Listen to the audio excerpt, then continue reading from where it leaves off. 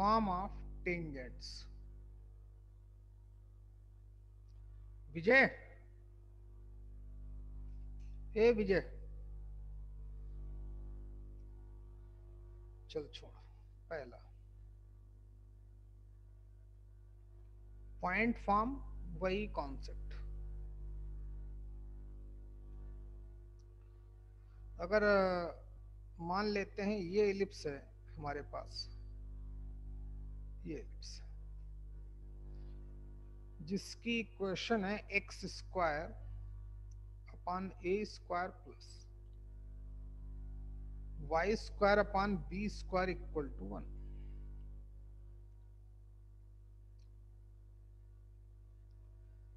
इसके किसी पॉइंट पे टेंजेंट डाली गई,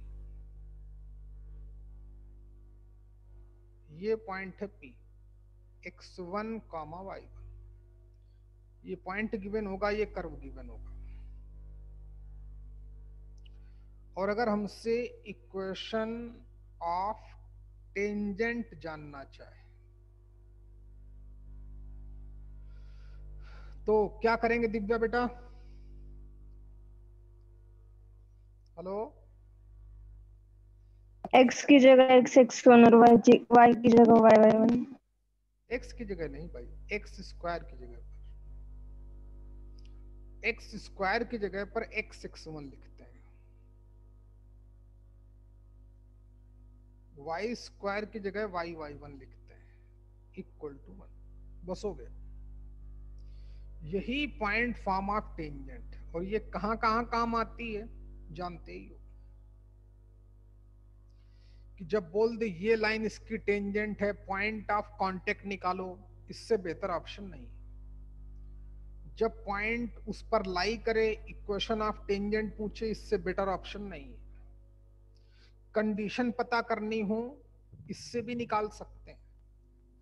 सबसे पहले पॉइंट ऑफ कांटेक्ट निकालेंगे, फिर वो point of contact on the ellipse है, सेटिस्फाई करा देंगे, कंडीशन मिल जाएगी। चलिए दूसरा फॉर्म, पैरामीट्रिक फॉर्म।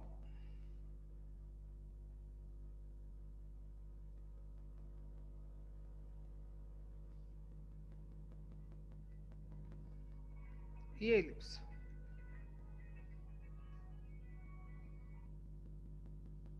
हाँ मानस, ओके कोई बात नहीं, ओके रिकॉर्डिंग देख लेना। तो पैरामीट्रिक फॉर्म, पैरामीट्रिक कोऑर्डिनेट भी हमको आते हैं। आर्या एलिप्स के पैरामीट्रिक कोऑर्डिनेट क्या होते हैं? आर्या बेटा आप हो कि नहीं? a cos theta and b sin theta. Okay शाबाश। अब इस पॉइंट पर इक्वेशन ऑफ टेंजेंट क्या होगी आर्या? इक्वेशन ऑफ टेंजेंट क्या हो जाएगी? जल्दी बोल बच्चे। इक्वेशन ऑफ टेंजेंट क्या हो जाएगी बेटा?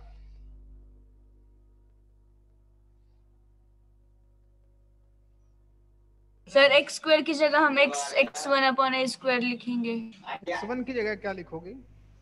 x1 नहीं, ये x1 की जगह a cos थीटा लिखेंगे, y1 की जगह भी पॉइंट, ये भी पॉइंट तो ऑन द एलिप्स ही है। और जब भी कोई एलिप्स एक सेकंड डिग्री इक्वेशन है तो वही कॉन्सेप्ट लगाएंगे जो पॉइंट फॉर्म में लगाते हैं। अच्छा, एक्स स्क्वायर की जगह x into x1 a cos theta upon a square plus y into y1 की जगह b sin theta upon b square equal to 1। यानी कि a से कट कर सकते हैं, x cos theta upon a plus y sin theta upon b equal to 1। ये हो गई। कुछ याद ही नहीं रखना है ना, ये कौन सी पॉइंट फॉर्म में टेंजेंट होती है, कोई मतलब ही नहीं याद रखने का, बहुत आसान है। पैरामीट्रिक फॉर्म में कौन सी टेंजेंट होती, कोई जरूरत नहीं याद करने की, सिर्फ पैरामीट्रिक कोऑर्डिनेट याद रखो। हो गया तीसरा, जल्दी करो बच्चे। थर्ड, स्लोप फॉर्म, वो जरूरी है।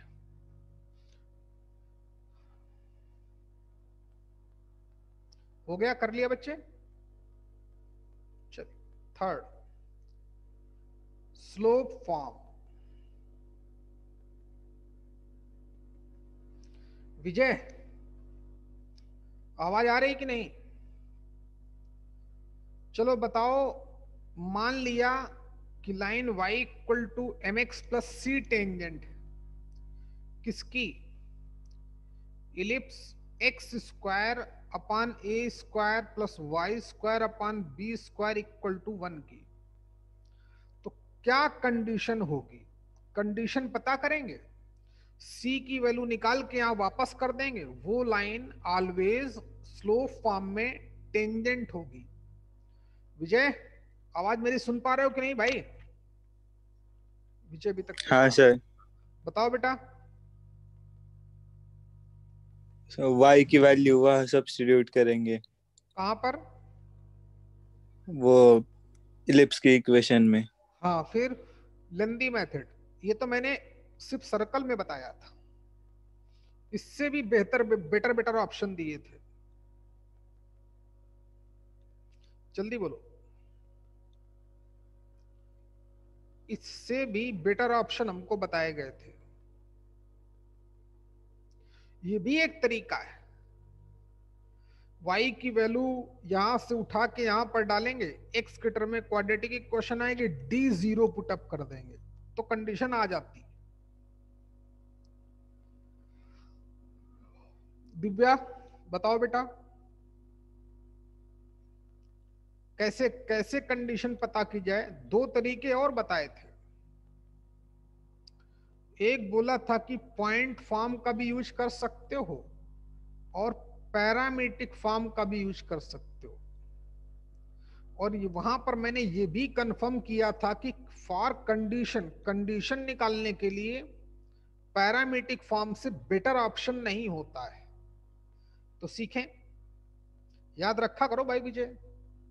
चलो तो क्या करते हैं, मान लेते हैं कि ये जो लाइन है वो इसकी a cos theta comma b sin theta पे टेंजेंट है। आप लिख लेना, late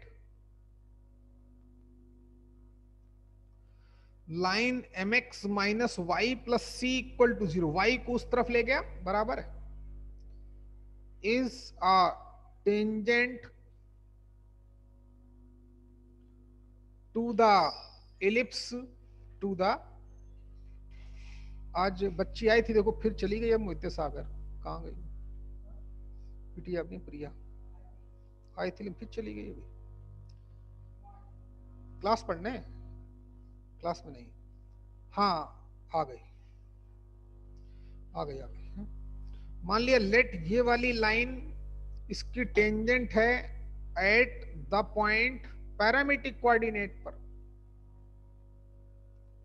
a cos theta comma b sin theta पे, तो पैरामीट्रिक फॉर्म में टेंजेंट निकालूंगा, आइडेंटिकल वाली कंडीशन लगाऊंगा। याद है कि नहीं विजय?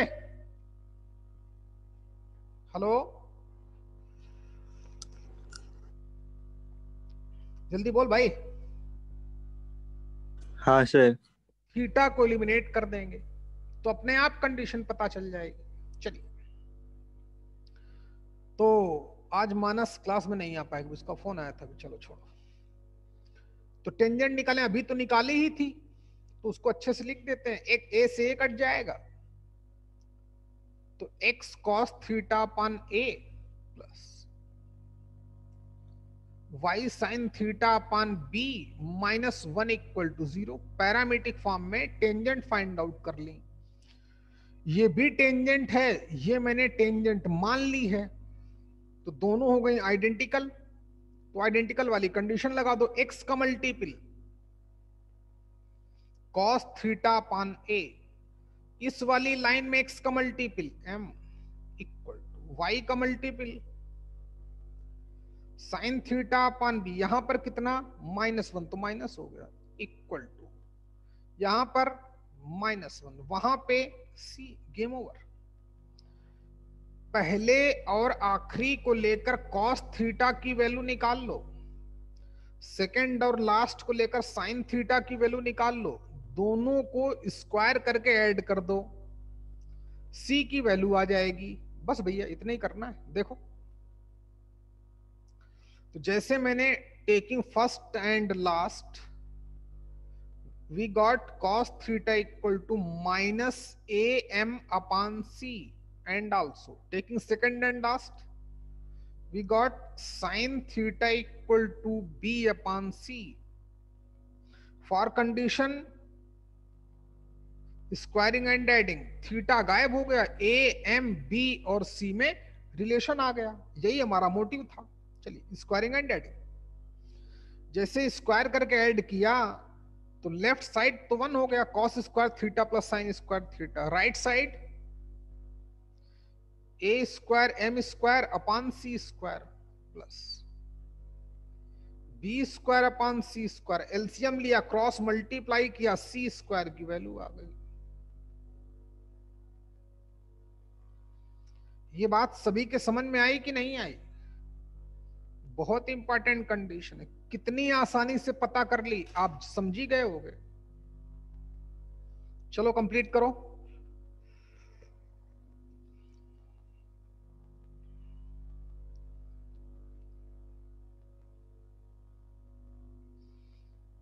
अरे यार गौरव, चलो तुम्हारा भी कोऑर्डिनेट मान लेते हैं चला गया, तो कोई बात नहीं, फिर पढ़ाया जाएगा एक बार, है टेंशन मत लेना भाई। अच्छा गौरव भी गायब हो गया था क्या? हाँ जल्दी करें।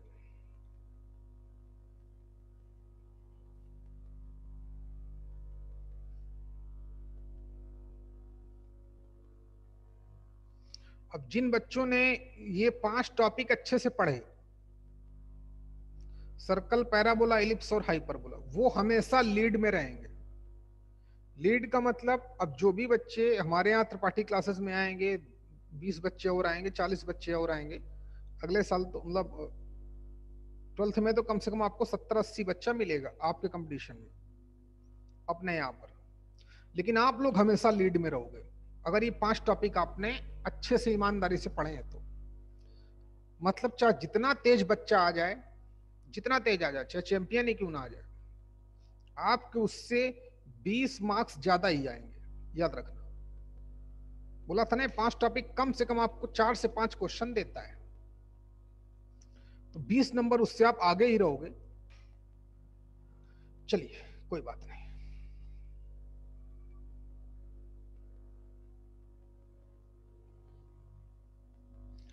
तो मैं क्या बोल रहा था कि cos थीटा भाई, जब भी कंडीशन पता करनी हो तो इससे बेटर ऑप्शन कोई नहीं। तो पहले हमें तो सी की वैल्यू नहीं पता, तो सी की वैल्यू पता कर लेते हैं ना पहले। चलो बच्चे नोट करके लिखो, वेरी इंपॉर्टेंट कंडीशन है, नोट करके लिखें।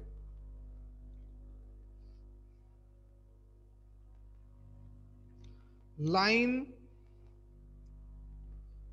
y equal to mx plus c touches ellipse, यहां पे लिखता हूं x square upon a square plus y square upon b square equal to 1 if, कब, जो कंडीशन आई है c square equal to a square m square plus b square. अब जब हम हाइपरबोला पढ़ेंगे ना तो वहां पर -b स्क्वायर आ जाएगा। बस जैसे हमने इलिप्स की इक्वेशन पढ़ी है, X square upon A square plus Y square upon B square equal to -1। Hyperbola की इक्वेशन के लिए सिर्फ b स्क्वायर की जगह -b स्क्वायर लिख देना, ये हाइपरबोला हो गया, गेम ओवर। पैरामीट्रिक कोऑर्डिनेट बता दूंगा तो पॉइंट फॉर्म में टेंजेंट, पैरामीट्रिक फॉर्म में टेंजेंट ऑलरेडी आती होगी, स्लोप फॉर्म में टेंजेंट के लिए बस यहां माइनस आ जाएगा। अगर इलिप्स आपको अच्छे से आता है तो हाइपरबोला 90% अपने आप कवर हो गया। चलिए कोई इशू नहीं। और तुम्हारा इलिप्स कमजोर हो गया विजय, पता है कि नहीं? एक लेक्चर तुमने मिस कर दिया और उसकी मैंने रिकॉर्डिंग नहीं डाली, आज डाल दूंगा। चलिए तो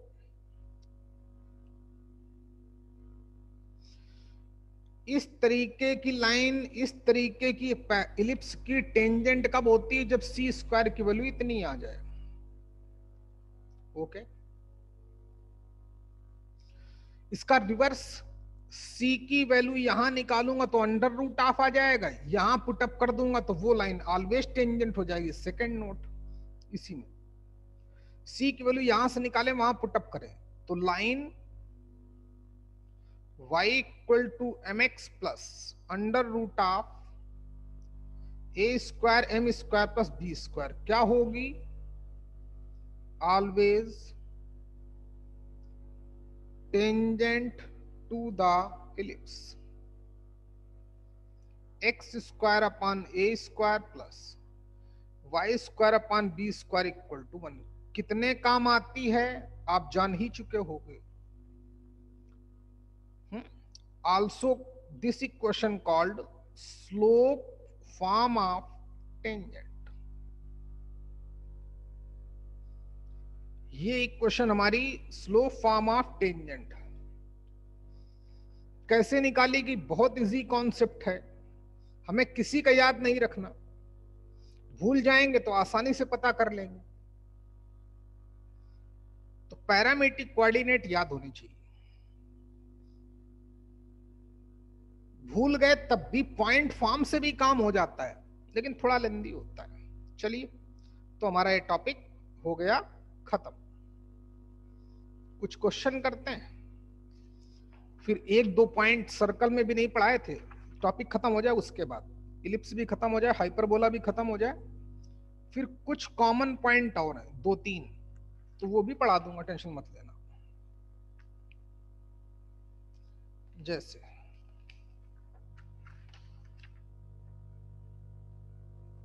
चलिए देखते हैं।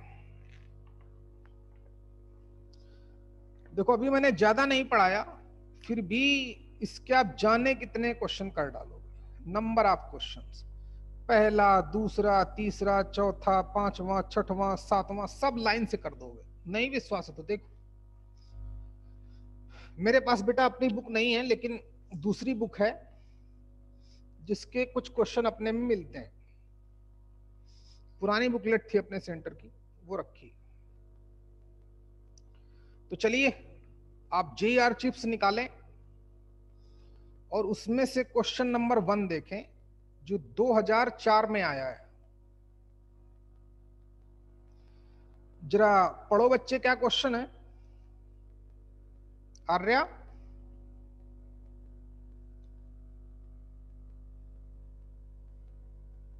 आर्या बेटा पढ़ भाई जल्दी से फटाफट। अच्छा मैं करता हूं, सुनना। बोलता है मैं पढ़ता हूं, देखें। The eccentricity of N ellipse. Eccentricity का मतलब E। बेटा क्वेश्चन मिला क्या तुमको दिव्या? हाँ sir. The eccentricity of N ellipse with centre at origin, centre 0,0 पे है।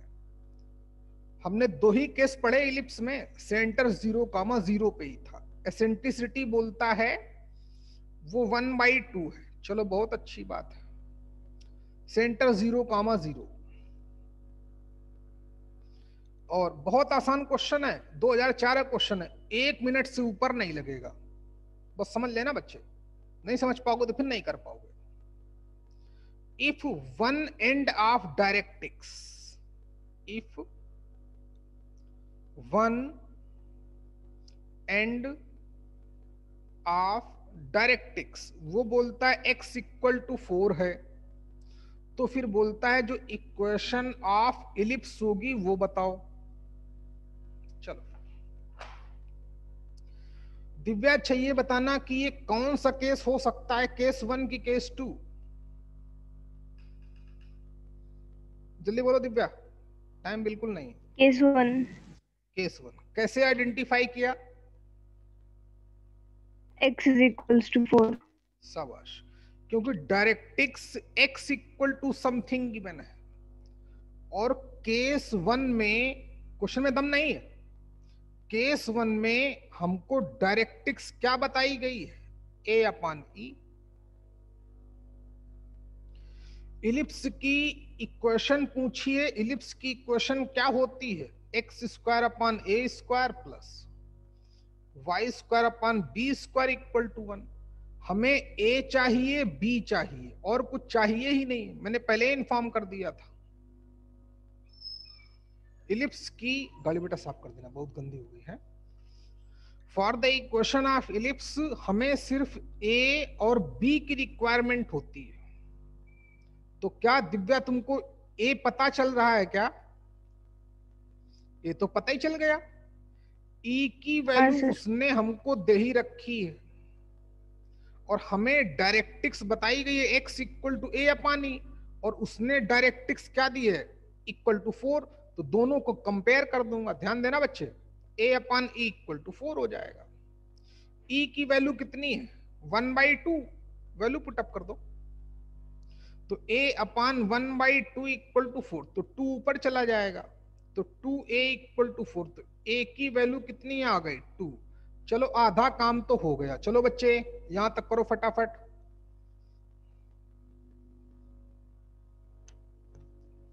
इलिप्स की इक्वेशन के लिए सिर्फ a और b चाहिए। a क्या होता है? Semi major axis. Major axis की लेंथ होती है 2a, उसका आधा a होता है। b क्या होता है? Semi minor axis. Minor axis की लेंथ क्या होती है? 2b। 2b का हाफ, हाफ सेमी का मतलब हाफ। b, a और b पता चल जाए, समझ जाना कि इलिप्स की इक्वेशन आप पता कर लोगे। ऐसे हाइपरबोला में, हाइपरबोला तो इससे भी आसान है, इसी का थोड़ा सा एप्लीकेशन। चलो a की वैल्यू समझ में आ गई प्रिया आपको? बेटा प्रिया, ए प्रिया। हाँ सर। हाँ, बस वही छोटे छोटे जो इंफॉर्मेशन दी थी वहीं से क्वेश्चन खत्म हो जाएगा भाई। x equal to something directrix given है, ये किसमें होती थी? केस 1 में x इक्वल टू समथिंग। अगर y इक्वल टू समथिंग बोलता तो फिर ये केस 2 का क्वेश्चन हो जाता, क्योंकि directrix y equal to something second case में आई थी, और वहां पर हमको इक्वेशन ऑफ डायरेक्टिक्स क्या बताई गई थी? a/e। तो मतलब उसने डायरेक्टिक्स गिवन x इक्वल टू 4, तो x डायरेक्टिक्स होती है a/e, तो a/e की वैल्यू 4 हो जाएगी। e की वैल्यू डाल दी, a की वैल्यू पता चल गई। अच्छा, आधा काम तो हो गया। अब b कैसे पता करें? तो सुन बच्चे, मैंने बोला था बहुत इंपॉर्टेंट रिलेशन है। कौन सा? हमको बताया गया था कि b² की वैल्यू कितनी होती है? a² in the bracket 1 - e²। बताया गया था कि नहीं? और ये बहुत इंपॉर्टेंट रिलेशन है, नंबर ऑफ क्वेश्चंस में यूज होगा। केस 1 में ए, बी एंड ई में ये रिलेशन हमको एक्सप्लेन किया गया था कि नहीं किया गया था? विजय, कुछ समझ में आ रहा है कि नहीं तेरे भाई? हाँ सर। हाँ, तो और एक दिन बंक मार गए यार, गलत बात है बच्चे यार। विजय बहुत गलत है, तुमसे उम्मीद नहीं है ऐसी। तुम्हारा रिजल्ट हो अगले से अगले साल का भाई। हैं कई बच्चे रिजल्ट हैं, अभी 4-5 रिजल्ट अपने पास आ चुके हैं, ऐसी बात नहीं। नेक्स्ट टू नेक्स्ट ईयर 2022 में, इस साल तो 5-6 है ही अपने पास। इससे बेटर रिजल्ट कोई किसी ने आज तक दिया नहीं होगा, ना कोई देगा, जो हम अगले साल देने वाले हैं रिजल्ट देखिएगा। तो b² equal to a² in the bracket 1 - e² होते ही। a की वैल्यू पता है, e की वैल्यू पता है, तो क्या b पता नहीं चलेगा? डालो, गेम खत्म करो, किसका वेट कर रहे हो? देखिए, तो b² इक्वल टू a² की वैल्यू, a का मीन्स 2, 2 का स्क्वायर के कितना आ गया बच्चे? 4 इन द ब्रैकेट 1 माइनस e का मतलब 1/2, स्क्वायर किया तो 1/4, सॉल्व किया तो 4 इंटू एलसीएम लिया 4 - 1 यानी कि 3/4। गौरव समझ में आ रहा कि नहीं भाई तुमको? ए और ई की वैल्यू पुटअप की है, एलसीएम लिया तो 4 - 1/4, 4 - 1 का मतलब 3, तो 3/4। बी स्क्वायर की value 3, game over. Therefore equation of ellipse x² / a², a का मतलब 2 का स्क्वायर 4, y² / b², b² की वैल्यू कितनी है 3, इक्वल टू कितना 1, ऑप्शन में दे रहा होगा। नहीं दे रहा है तो एलसीएम ले लो, एलसीएम आया 12, 4×3 = 12, तो 3x² हो गया plus 4y² equal to 12, cross multiply कर दिया। ये दे रहा है कि नहीं दिव्या? हाँ हेलो, सर, हाँ सर। Game over. इलिप्स की इक्वेशन पूछे तो इससे ज्यादा, इससे बड़ा क्वेश्चन नहीं करेगा कभी भी। बस हमें वो रिलेशन पता होने चाहिए जिसको मैं बेसिक्स बोलता हूं। बेसिक्स पता है, हर एक क्वेश्चन होगा। एग्जाम्पल आपके सामने चलते रहेंगे, देखिए। कंप्लीट करें, क्वेश्चन नंबर 2 देखते हैं। जो क्वेश्चन नंबर 2 है वो हमारा 2005 का क्वेश्चन है। अमृता बेटा कर लिया, नोट कर लिया? ओके, हटाता हूं। बच्चे अगर नोट ना कर पाया करो तो बताया करो, अभी आप कोई बहुत पीछे या बहुत आगे नहीं गए हो। गौरव तुम भी सुधरो। सुन रहे हो कि नहीं गौरव मुझको? हाँ अभी सर। अभी कुछ नहीं बिगड़ा है, ठीक है? तुम मेरे पास हो तो समझ लेना, जितने भी तुम्हारे दोस्त हैं उनसे तुमको अच्छा ही कराऊंगा मैं, लेकिन आपको थोड़ी और मेहनत करनी पड़ेगी बच्चे हैं, थोड़ी सी और मेहनत करो। चलिए, क्वेश्चन नंबर 2, पेज नंबर क्या है बेटा यार दिव्या? 53। 53, इसमें 50 बोला, 2-3 साल पुरानी बुकलेट है। क्वेश्चन नंबर 2 ही है, 2005 का क्वेश्चन है। यही तो क्वेश्चन है ना दिव्या, 2005 का ही? क्या और कोई क्वेश्चन है? हाँ सर, ये हाँ, देखें क्या है, मैं पढ़ता हूं। An ellipse has O B as semi minor axis, ठीक? O B as semi minor axis, F and F dash its foci. हम लोग फोकस क्या लिखते थे, एस एंड एस डैश, वो बोलता है F and F dash, both having same sense है। And the angle, and the angle नहीं, ट्रायंगल लिखा है बच्चे हैं। And the triangle F B F dash, ये एंगल ही मान लेते हैं। And the angle, please focus करें, F B F dash is a right angle triangle, ये 90 डिग्री है। यहां से क्या पता चल रहा है Arya? F B F dash 90 degree right angle, तो इसका क्या मतलब हो गया, एंगल बी हमारा 90 डिग्री है, ये तो जानते ही हो आर्या। हाँ सर। ओके, तो बोलता है कि इस इलिप्स की जो एसेंट्रिसिटी होगी वो क्या होगी। देखो बच्चों, तो फिर एसेंट्रिसिटी ऑफ दिस इलिप्स क्या होगी, देखते हैं।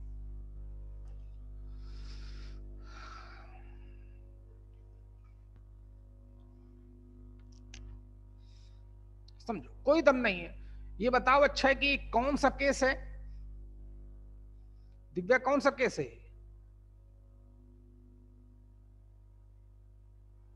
जल्दी बोलो। केस 1 सॉरी, है। फर्स्ट। हाँ हाँ सर, फर्स्ट केस। हाँ, कैसे पता चला? क्योंकि ओबी जो माइनर एक्सिस थी वो केस 1 में ही थी, याद करो भाई। अच्छा, देखिए, जहां पर हम लोग focus S and S dash लेते थे उसने एफ एंड एफ डैश लिया, एक्स एक्सिस, ये वाई एक्सिस, एक्स डैश, ये हमारा वाई डैश।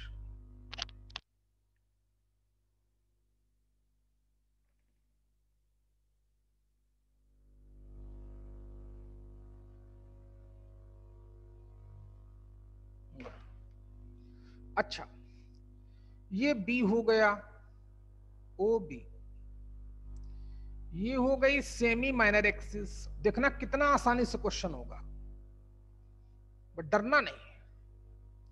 बोलता है जो एफ बी बी डैश जो एंगल बनेगा ये होगा 90 डिग्री। तो बताओ फिर एसेंट्रिसिटी क्या होगी? क्वेश्चन कंफर्म हो गया। अच्छा, केस 1 है, कुछ बोल नहीं रहा कि कोऑर्डिनेट ही है, तो अपनी तरफ से मान लेते हैं कि एफ के कोऑर्डिनेट कितने, एस के कोऑर्डिनेट कितने होते थे, ए ई कामा 0, और दूसरी फोकस के कोऑर्डिनेट क्या होते थे, minus A E comma 0। B point के कोऑर्डिनेट क्या मानते थे, 0 कामा बी। इतनी बात समझ में आ गई?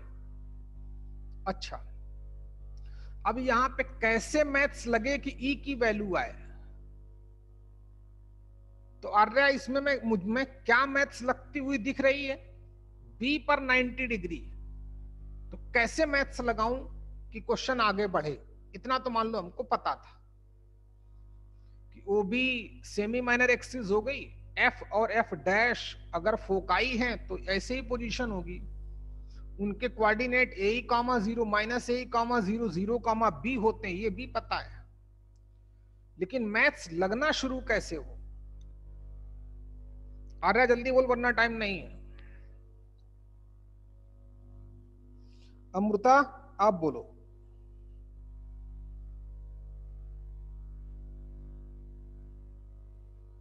चलो दिव्या तुम बताओ,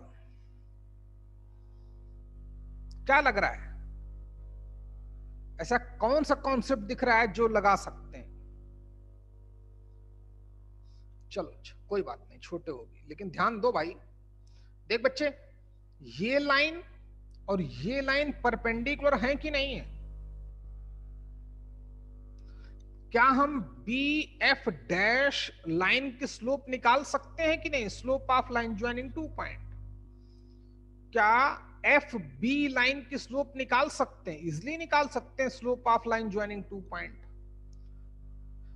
यानी कि जो लाइंस हैं हमारी, लाइंस कौन कौन सी lines? F dash B and F B, ये परपेंडिकुलर टू ईच अदर है। अच्छा, दोनों अगर परपेंडिकुलर होंगी तो ऑब्वियस है उनकी स्लोप का प्रोडक्ट क्या आएगा, -1। इतनी तो मैथ्स हमको लगती हुई दिख रही है, बाकी कोई मैथ्स नहीं लग रही है। चलिए फिर भी देखते हैं। अच्छा, तो फिर M1 कैसे निकाला जाए? Slope of line joining 2 point, please focus करना। एफ डैश बी लाइन की स्लोप बी, चलो लिखे देता हूं आपके लिए, अलग अलग मार्कर से लिखता हूं, ब्लैक मार्कर से। ये x1 y1 0, ये x2 ये y2, तो y2 minus y1 upon x2 minus x1, please focus करें। तो b माइनस 0 लिख देता हूं अच्छा आपके लिए, अपान x2 minus x1 0 minus A E, तो minus minus plus A into F B line की स्लोप, फिर b minus 0 y2 minus y1 upon x2 minus x1, तो 0 माइनस, इस बार ए ई पॉजिटिव तो प्लस का ए ही रहेगा, और किसके बराबर, -1 के बराबर। अच्छा, तो देखिए जरा हमको लेफ्ट में क्या मिल गया, बी स्क्वायर हो गया, और नीचे माइनस का a इंटू ई, उसका भी स्क्वायर हो गया, equal to -1। B square equal to कितना आ गया, ए स्क्वायर ई स्क्वायर। तो अभी हमें ई नहीं पता चली, क्योंकि चार के चारों ऑप्शन वो न्यूमेरिकल वैल्यू में दे रहा है।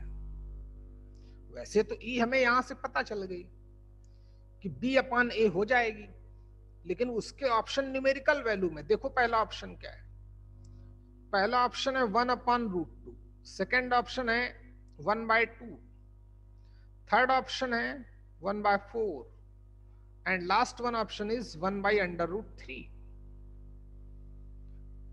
चार के चारों एक से कम है, तो चार के चारों में से कोई भी हो सकता था। अच्छा तो सुन बच्चे, फिर वही रिलेशन लगेगा, कौन सा, ई की वैल्यू चाहिए, तो हमको एक बी स्क्वायर में रिलेशन सिखाया गया था। बी स्क्वायर की वैल्यू क्या बताई गई थी, ए स्क्वायर इन द ब्रैकेट कितनी बच्चे, 1 minus E square.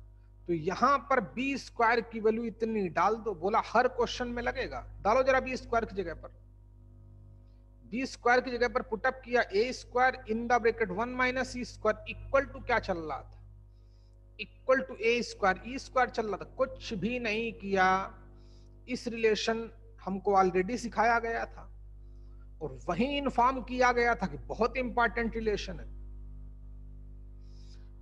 B F and B F dash line दोनों परपेंडिकुलर हैं, दो लाइन 90 डिग्री बना रहा है, दो लाइन परपेंडिकुलर कब होती है, जब उनकी स्लोप का प्रोडक्ट -1 आता है।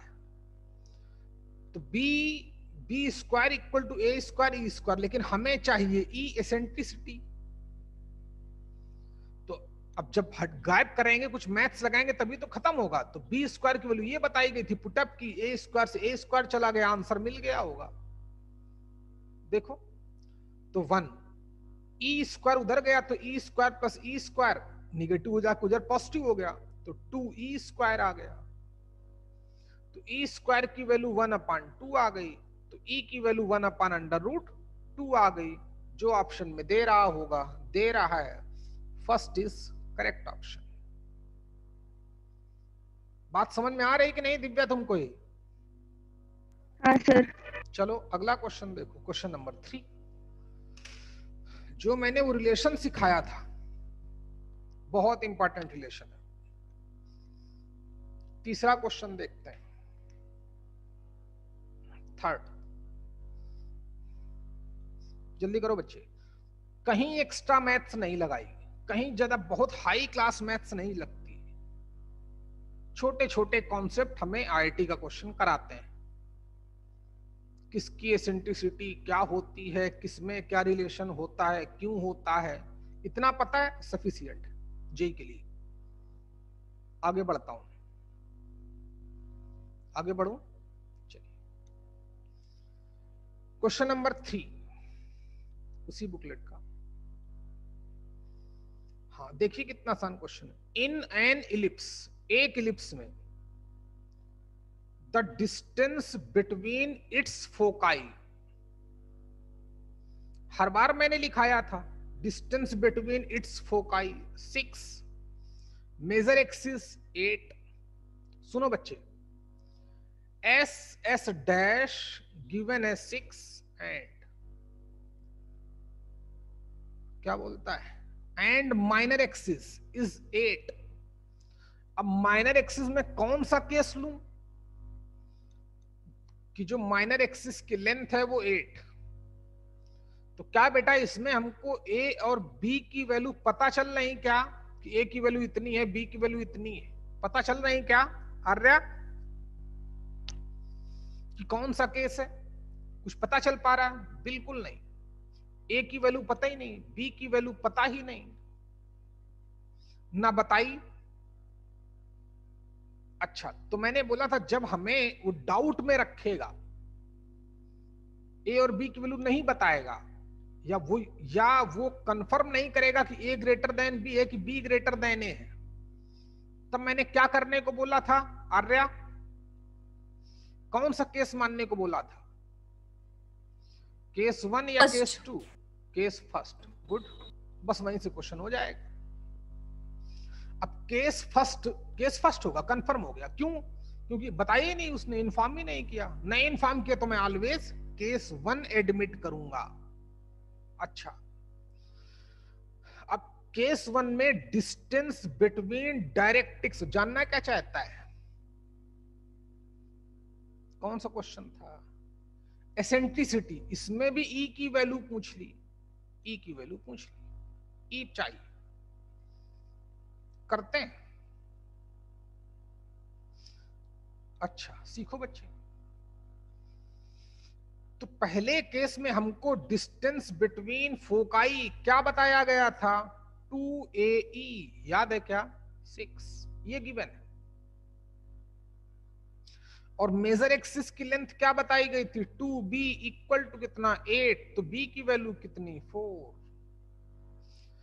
AE की वैल्यू कितनी 6। अच्छा AE पता है B पता है, तो एक बार जरा उस रिलेशन को फिर याद करो, वो तुम्हारा यहां पर रामबाण की तरह काम करेगा। कौन? वही relation B square equal to कितना होता है A square in the bracket 1 minus E square. हमको कुछ नहीं पता, सिर्फ बी पता है और चाहता वो ई है, समझ लेना,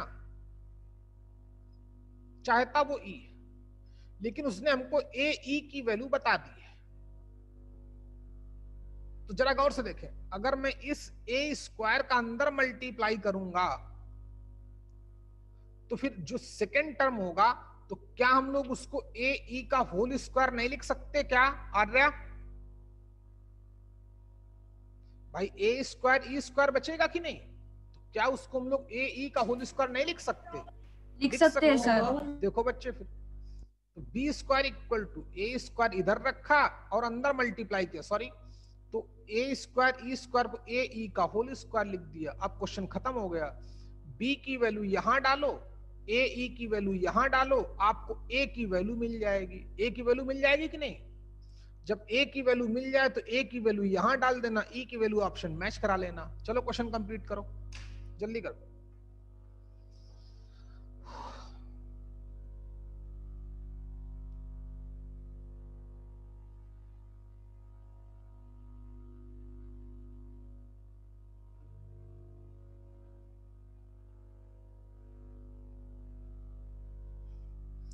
ये हमारा 2006 का क्वेश्चन है।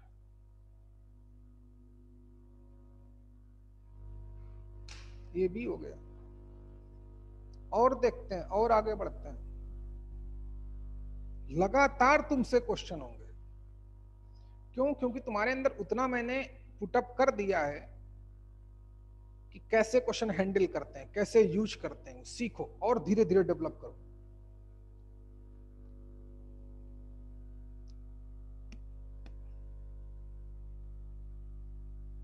एक बार जरा लॉकडाउन खुल जाए फिर पता चलेगा।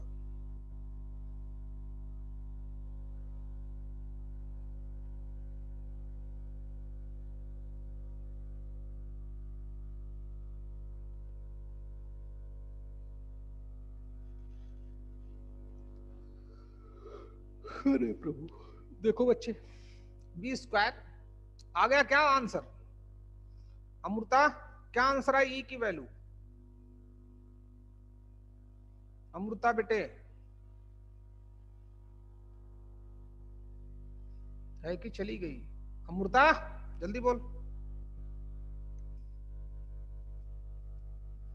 ई की वैल्यू अभी तक नहीं निकाल पाई महारानी तुम? चलो देखो, बी की वैल्यू 16 डाली, ए स्क्वायर पता करना है, नहीं पता, ए ई की वैल्यू 6, 6 का स्क्वायर कितना 36, 36 इधर गया तो 16 प्लस 36 इक्वल टू कितना ए स्क्वायर। अच्छा, किसमें ए की वैल्यू 3 आएगी ना? क्लास लाव ले ला इसकी बच्चे ए की लाव ले ला। हाँ सॉरी, 2AE इक्वल टू 6 था तो AE की वैल्यू 3 आएगी। सॉरी, AE की वैल्यू 3, तो 3 डाला यहाँ पर 9 हो गया, 3 का स्क्वायर, 9 6 15 हो गया, 9 6 16 9 25 हो गया। ए स्क्वायर की वैल्यू आ गई 25, सॉरी, तो ए की वैल्यू 5 आ गई। समझा कि नहीं भाई? ए की वैल्यू 5, तो AE हमारा 3 था, ए की वैल्यू 5 डाल दी तो 3/5 ऑप्शन में दे रहा है कि नहीं? ई की वैल्यू वही राइट आंसर है। और पढ़ो बेसिक जो पढ़ाया था, क्यों हुआ, कैसे हुआ, कहां से निकाला गया, और केस 1 में ही मेन था, वही मैंने सब चीजें बताई थी, कहां से आया, क्या मतलब होता है, यही रिलेशन क्यों आया, कैसे आइडेंटिफाई करेंगे, जब आइडेंटिफाई ना कर पाए तो क्या समझेंगे, बस उतने सफिशिएंट होता है। चलिए एक और क्वेश्चन हो जाए, चौथा क्वेश्चन नंबर 4।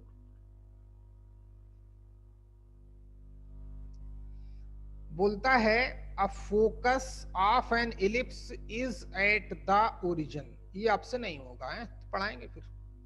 इसका फोकस ओरिजिन पे डाल दिया।